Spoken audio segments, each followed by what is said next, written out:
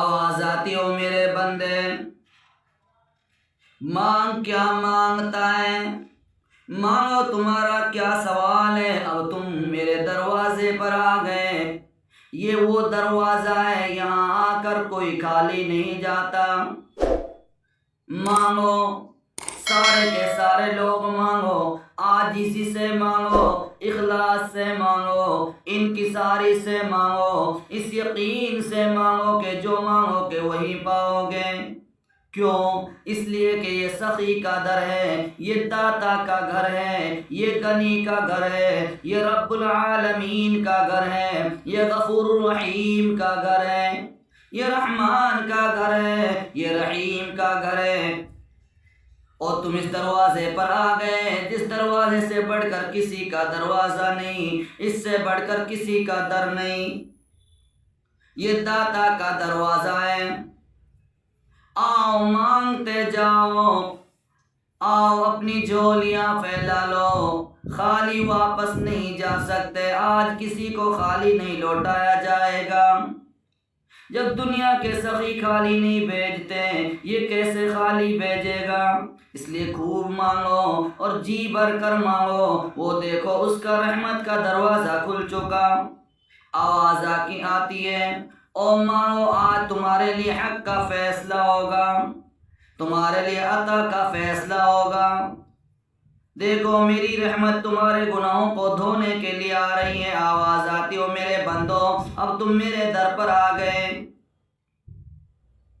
مانگنے والے خوب مانگ، تجھے معلوم بھی ہے آج تیری بخشش کا فیصلہ ہو گیا، آج تم سب کا فیصلہ ہو گیا۔ یہی وہ در ہے جہاں خلیل اللہ نے حبیب اللہ کو مانگا تھا، یہی وہ در ہے جہاں حبیب اللہ نے فاروق اعظم کو مانگا تھا۔ تمہیں بھی عطا کا فیصلہ ہو چکا۔ وہ دیکھو آواز آ رہی ہوتی ہے، اذا سألک عبادی عنی فإنی قریب اجیب دعوت الداعی اذا دعانی فلیستجیبوا لی ولیؤمنوا بی لعلهم یرشدون۔ آواز آ رہی ہوتی ہے، آؤ میرے بندے، تو نے میرے بارے میں سوال کیا، میرے بارے میں تم نے پوچھا۔ اذا سألک عبادی عنی فإنی قریب۔ کیا سوال کر رہے ہو؟ کیا میری نزدیکی کا سوال ہے؟ کیا میرے دور ہونے کا سوال ہے؟ نزدیک ہوں تو آہستہ مانگو، تیز دور ہوں تو آواز سے مانگو، اس کے بارے میں سوال کیا جا رہا ہے۔ اے میرے محبوب، جب تجھ سے پوچھے میرے بندے مجھ کو، سو میں تو قریب ہوں، قبول کرتا ہوں دعا مانگنے والے کی دعا کو۔ جب مجھ سے دعا مانگے تو چاہیے کہ وہ حکم مانے میرا اور یقین لائے مجھ پر، تاکہ نیک راہ پر آئے۔ اس لیے مانگنے والے کو خوب حکم ہو رہا ہے کہ تم مانگ، آج شرمانے کی ضرورت نہیں۔ تیرے کرم سے کریم کون سی شے ملی نہیں، تیرے کرم سے کریم کون سی شے ملی نہیں۔ آواز آتی ہے، جھولی نی تیری تنگ ہے، میرے یہاں کمی نہیں۔ اور دیکھو او میرے بندو، او میری بندیوں، او حاجیو، آج شرمانا نہیں۔ اگر تمہارے پاس عربی نہیں آتی، عربی میں دعا مانگنا نہیں جانتے، عربی کی دعائیں اگر یاد نہیں ہے تو کوئی فکر نہیں، اردو میں مانگ لو، فارسی میں مانگو، انگریزی میں مانگو، پشتو میں مانگو، سندھی میں مانگو، بلوچی میں مانگو، پنجابی میں مانگو، عربی میں مانگو، ہر ایک کی آج سنی جائے گی۔ آج ہر ایک کو اس کا جواب دیا جائے گا. آج ہر ایک کا مولا موجود ہے, ہر ایک کا داتا یہاں, سب کی سنتا ہے, سب کی سن کر ان کی دعاؤں کو قبول کرتا ہے. اس کی عطا بھی بے مثال, اس کی وفا بھی بے مثال ہے. سبحان اللہ. آگے بڑھتے جاؤ. آؤ اب تم مانگو دعا اور طواف کرو, ہر چکر میں دعائیں مانگو. یہ انبیاء کی سنت ہے, ہمارے محبوب محمد رسول اللہ صلی اللہ علیہ وسلم کی سنت ہے, صحابہ کی سنت ہے. ذرا اور آگے بڑھو, وہ دیکھو کہ حجر اسود آ گیا. آؤ حجر اسود پر اپنا منہ رکھ دو, اس پر لب رکھ دو, اسے محبت سے چوم لو. کیوں چومیں, کیوں لب رکھیں؟ اس لیے کہ حج یہی ہے. اللہ کے پیاروں کی چند اداؤں کا نام حج ہے. یا اللہ, پیاروں کی چند وفاؤں کا نام حج ہے. حجر اسود کو جو ہی بوسہ دیا جائے گا وہ تمہارے تمام گناہ چوس لے گا. محبوب کریم صلی اللہ علیہ وسلم کا ارشاد ہے, حجر اسود کو بوسہ دینے سے گناہ جڑ جاتے ہیں. ایک مرتبہ فاروق اعظم رضی اللہ عنہ حجر اسود کو بوسہ دے رہے ہیں, چوم رہے ہیں. کیوں کہ حجر اسود کو مصطفیٰ نے چوما, صدیق نے بھی چوما. تو حضرت فاروق اعظم رضی اللہ تعالی عنہ کھڑے ہو گئے, حجر اسود کو خطاب فرما رہے ہیں. کھڑے ہو کر آپ نے خطاب فرمایا, انک حجر لا تنفع ولا تضر. اے حجر اسود, تو ایک پتھر ہے, نہ تو نفع کا مالک ہے نہ نقصان کا مالک ہے, تو ایک پتھر ہے. تجھے اگر میرے مصطفیٰ نے نبوت کے لبوں سے نہ چوما ہوتا تو میں کبھی تجھے آج نہ چومتا. اس موحد اعظم نے بتا دیا کہ نفع نقصان کا مالک صرف اور صرف معبود حقیقی رب العالمین ہے. اس کے سوا نفع اور نقصان کا کوئی مالک نہیں, یہ کسی کو حق ہے ہی نہیں. یہ صرف اور صرف اللہ کی ذات ہے. یہ توحید کا عقیدہ جو حجر اسود کے بوسہ کے بعد پوری امت کو فاروق اعظم نے عطا فرمایا, یہ مصطفیٰ کی یونیورسٹی کا طالب علم, یہ مصطفیٰ کی یونیورسٹی کا سند یافتہ, جس نے کلمہ توحید سے پوری امت کو سرشار کر دیا اور فلسفہ حج کی روح کو بیان کر دیا کہ ہم حجر اسود کو بوسہ کیوں دیتے ہیں. اس لیے کہ محمد رسول اللہ صلی اللہ علیہ وسلم نے اس کو بوسہ دیا, اور سرکار دو عالم صلی اللہ علیہ وسلم نے اس پر نبوت والے اپنے ہونٹ رکھے. یہی حج ہے, یہی حج کا فلسفہ ہے, یہی حج کی روحانیت ہے. اور حج نام ہے چند پیغمبروں کی اداؤں کا. ارشاد باری تعالیٰ ہے, لَقَدْ كَانَ لَكُمْ فِي رَسُولِ اللَّهِ أُسْوَةٌ حَسَنَةٌ. ان اداؤں کو پیغمبر کی سنت کہہ لیجئے, ان وفاؤں کو پیغمبر کی اپنے رب سے والیانہ محبت اور اطاعت کہہ لیجئے. ارشاد فرما, مالک کائنات نے تمہارے لیے بہترین نمونہ, بہترین ماڈل زندگی گزارنے کا میرے محبوب کی سیرت میں ہے, میرے محبوب کی سنت میں ہے. ہاں, محبت اور اطاعت کے اس کو کہا جائے. شرعی اور علمی الفاظ بولنے میں تو سنت اور اطاعت اسی کو کہا جاتا ہے کہ اللہ کے حکم کی پیروی کرنا اور محبوب کی سنتوں پر زندگی گزارنا. عشق اور محبت میں ڈوبے ہوئے لفظ بولنے ہوں تو ادائیں اور وفائیں اس کو کہا جائے. طواف کر لیا, ملتزم سے نپٹ لیے, حتیم کے اندر سجدہ ریز ہو گئے, در مولا سے جھولیاں بھر لی. تو اب آؤ ذرا بیت اللہ شریف کے سامنے مقام ابراہیم ہے. ہائے ہائے, او میرے بندو, تم نے طواف بھی کر لیا, ملتزم سے لپٹ لیے, حتیم میں سجدہ ریز ہو لیے. آؤ در مولا سے تم نے جھولیاں بھر لی, اب ادھر کو آ جاؤ. بیت اللہ شریف کے سامنے مقام ابراہیم ہے, آؤ یہاں پر 2 گانا نفل ادا کرو. کیوں؟ اس لیے کہ یہاں پر 2 نفل ادا کرنے کا حکم میری طرف سے ہے. او میرے بندو, میرے قرآن کو کھولو, فَاتَّخِذُوا مِن مَّقَامِ إِبْرَاهِيمَ مُصَلًّى, اور مقام ابراہیم کے قریب نماز ادا کرو. بھلا یہ بتایا جائے کہ اس مقام کو مقام ابراہیم کیوں کہا جاتا ہے اور یہاں پر 2 نفل کیوں ادا کی جائیں؟ ارشاد ہوتا ہے اس مقام کو مقام ابراہیم اس لیے کہا جاتا ہے کہ اس جگہ وہ پتھر نصب ہے جہاں کھڑے ہو کر ابراہیم علیہ السلام نے بیت اللہ کی تعمیر کی تھی۔ آپ جس مقام پر کھڑے ہوئے تھے وہاں حضرت ابراہیم علیہ السلام کے قدموں کے نشان نقش ہو گئے جو آج تک موجود ہیں۔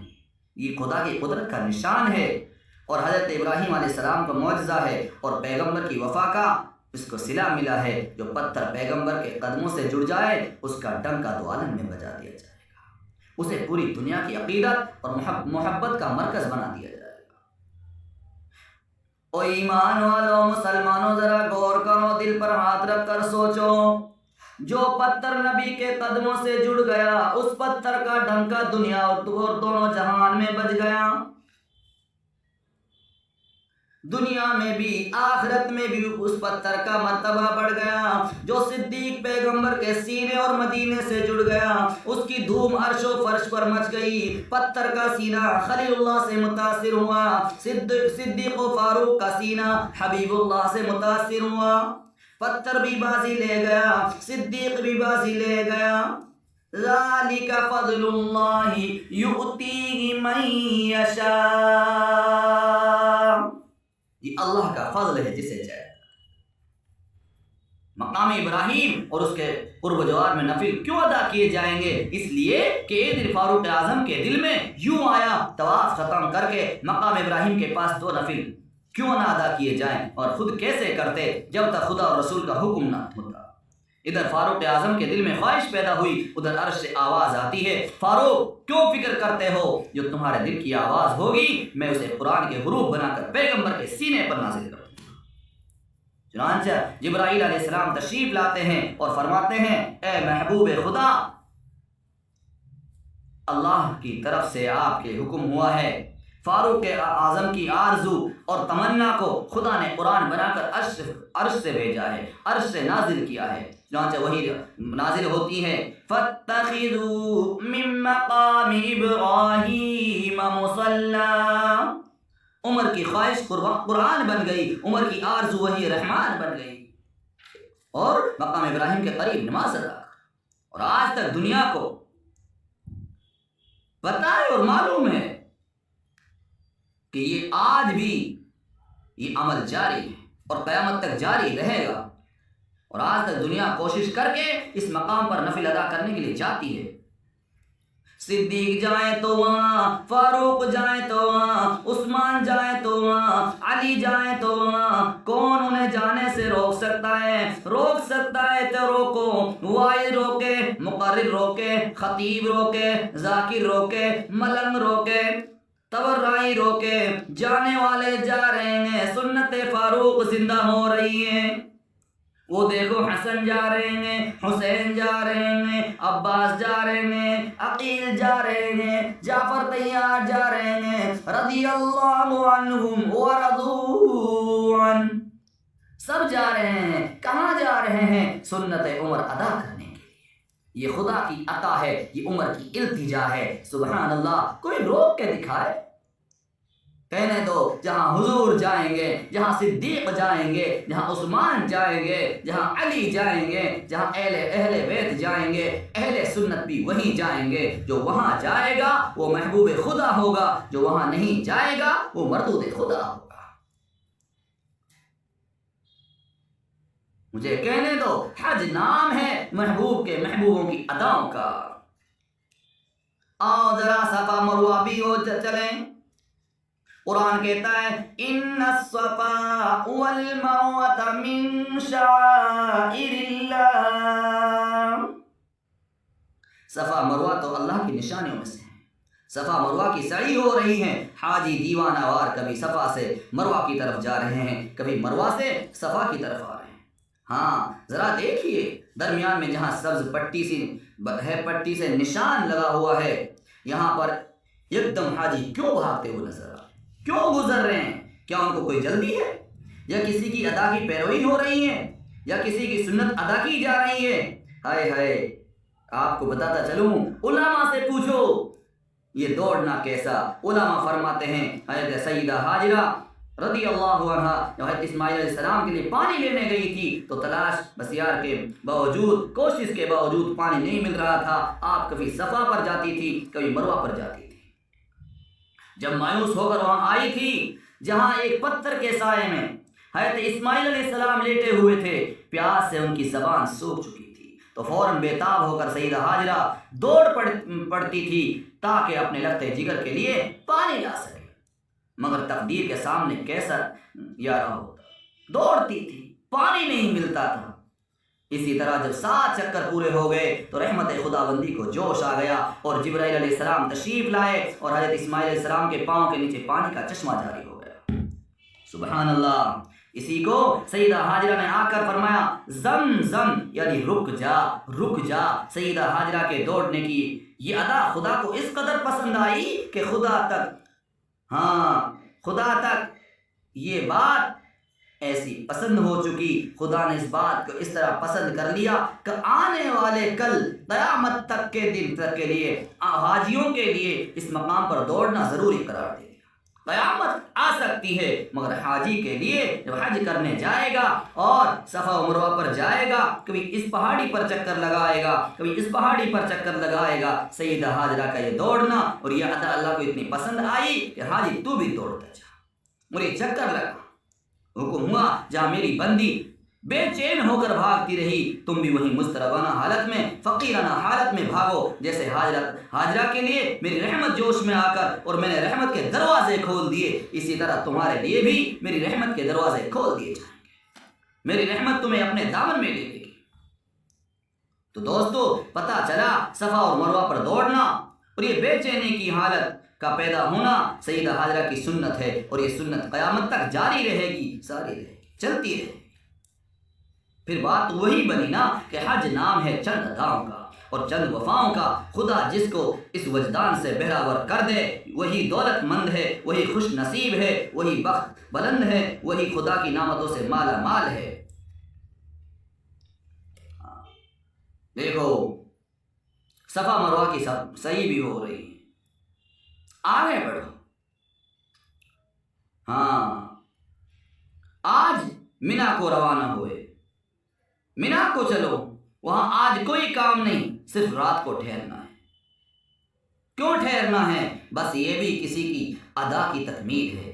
چلیے آج عرفات ہو کر آئیں، بس بیٹھ جاؤ، شام تک بیٹھے رہو، روتے رہو، مانگتے رہو، شام تک بیٹھے رہو، مانگتے رہو، روتے رہو، توبہ کرتے رہو، اپنے گناہوں پر شرمندگی ظاہر کرتے رہو، ندامت کے آنسو بہاتے رہو۔ کیوں؟ بس میری مرضی۔ فرمایا یہ بھی میرے محبوب کی اداؤں کی تکمیل ہے۔ آؤ ذرا منا میں چلو، جمرات کو کنکرے مارو، ساتھ ساتھ کنکر مارو، کنکرے مارتے چلے جاؤ، کنکریاں مارتے چلے جاؤ۔ یہ کنکرے کیوں مارے؟ اس لیے کہ اس مقام پر میرے خلیل نے شیطان کو کنکریاں ماری تھی۔ شیطان نے آ کر ابراہیم علیہ السلام سے کہا تھا بھلا باپ بھی بیٹے کو کیا ذبح کر سکتا ہے؟ اس پر حضرت ابراہیم علیہ السلام نے فرمایا او مردود، او شیطان دور ہو جا، اور اس کو 7 کنکریاں ماری۔ وہ بھاگا، پھر تھوڑی دور جا کر رک گیا۔ پھر ابراہیم علیہ السلام سے کہا اب اپنا ارادہ چھوڑیے، بھلا باپ بھی بیٹے کو ذبح کرتا ہے۔ ابراہیم علیہ السلام نے پھر اس مردود کو کنکری ماری، مگر شیطان آخر شیطان تھا، اس نے پھر کوشش کی، یہاں تک کہ 30 مرتبہ پھر آپ نے اس کو پھر دھتکارا۔ اسی طرح شیطان کو کنکریاں آپ مارتے رہے۔ اللہ تعالیٰ کو حضرت ابراہیم علیہ السلام کی ادا اتنی پسند آئی، قیامت تک کے آنے والے حاجیوں کو حکم ہو گیا تمہیں شیطان نظر آئے نہ آئے مگر میرے خلیل اللہ کی سنت کو زندہ کرنا ہے، اور کنکروں کا سلسلہ قیامت تک جاری و ساری رہے گا۔ کیوں؟ اس لیے حج نام ہے ابراہیم علیہ السلام کی اداؤں کا، اور حج نام ہے ابراہیم علیہ السلام کی وفاؤں کا۔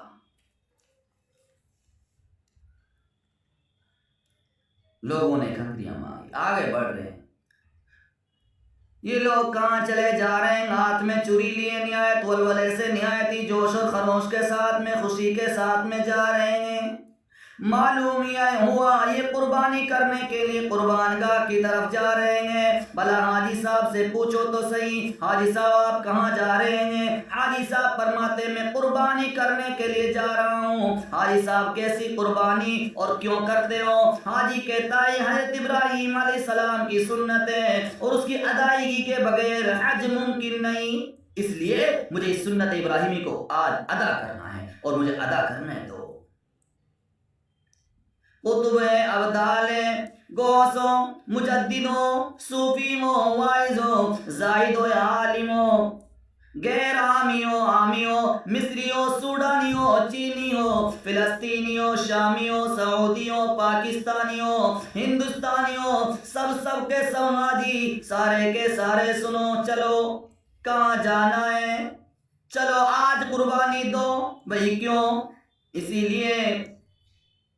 لیے قربانی دو، یہ میرے محبوب کی میرے خلیل کی سنت ہے۔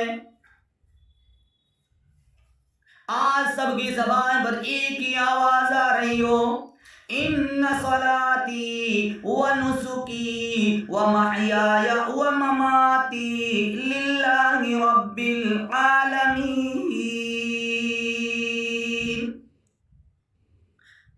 ہے۔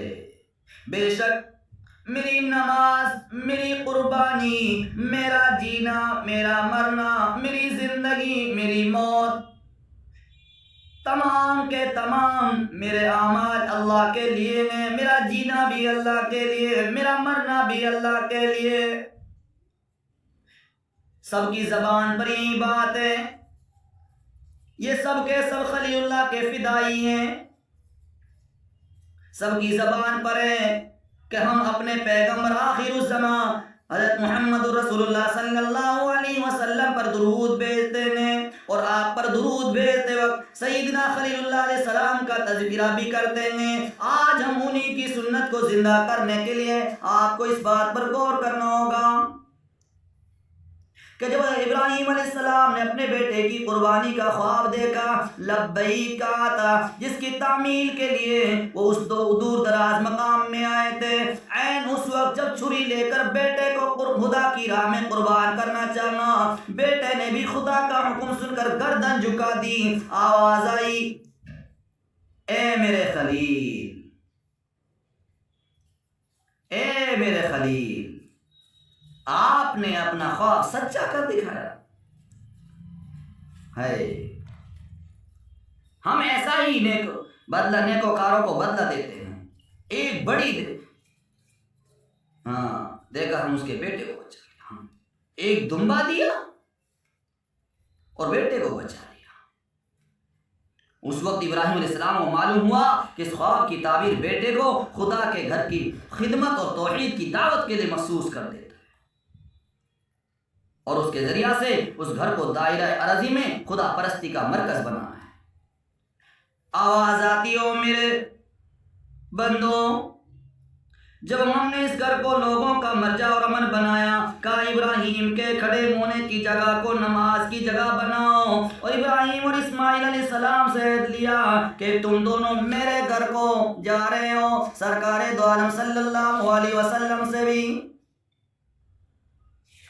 یہی دریافت کیا گیا، اے میرے نبی کیا ہے؟ آپ کو معلوم ہے ابراہیم علیہ السلام یہ گھر بناتے جاتے ہیں، اللہ سے مانگتے جاتے ہیں، اللہ کے حضور گڑ گڑا رہے ہیں۔ فرما وَإِذْ جَعَلْنَا الْبَيْتَ مَثَابَةً لِلنَّاسِ وَأَمْنًا وَاتَّخِذُوا مِن مَّقَامِ إِبْرَاهِيمَ مُصَلًّى وَعَهِدْنَا إِلَى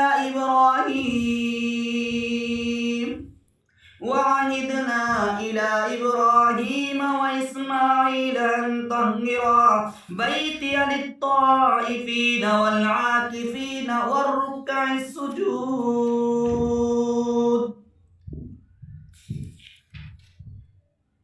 یہیں سے یہ پتہ چلتا ہے کہ اللہ رب العالمین نے صاف واضح فرما دیا اور کھول دیا کہ جب ہم نے اس گھر کو لوگوں کا مرجع بنایا اور امن بنایا اور کہا ابراہیم کے کھڑے ہونے کی جگہ نماز کی ادائیگی کرو، کھڑے ہونے کی جگہ کو نماز کی جگہ بناؤ، اور ابراہیم علیہ السلام سے بھی عہد لیا اور ان کے بیٹے اسماعیل علیہ السلام سے بھی عہد لیا۔ کیا کہا کہ پاک رکھو میرے گھر، ان طہر بیتی، میرے گھر کو پاک رکھو۔ اس لیے فرمایا میرے گھر کو پاک رکھو، طواف کرنے والوں کے لیے، اعتکاف کرنے والوں کے لیے، رکوع اور سجدہ کرنے والوں کے لیے۔ اور جب کہا ابراہیم نے اے میرے رب، اے میرے پروردگار، اے میرے ربا، بنا اس شہر کو امن کا، اس شہر کو امن کا شہر بنا دے، اور آگے سوال کر لیا او میرے اللہ یہاں روزی بھی دے، روزی کی فراوانی دے، وارزق اهله من الثمرات من آمن منهم بالله واليوم الآخر، اور روزی دے اس کے رہنے والوں کو میوے جو کوئی ان میں سے ایمان لائے اللہ پر اور قیامت کے دن پر، یعنی اس کے یہاں رہنے والے جو اہل ایمان ہو ان کو روزی بھی دے، میووں کی فراوانی کر دے، اور کفار کے لیے دعا نہ کی تاکہ وہ مقام کافروں سے بچ رہے، پاک رہے۔ قال ومن كفر فأمتعه قليلا ثم أضطره إلى عذاب النار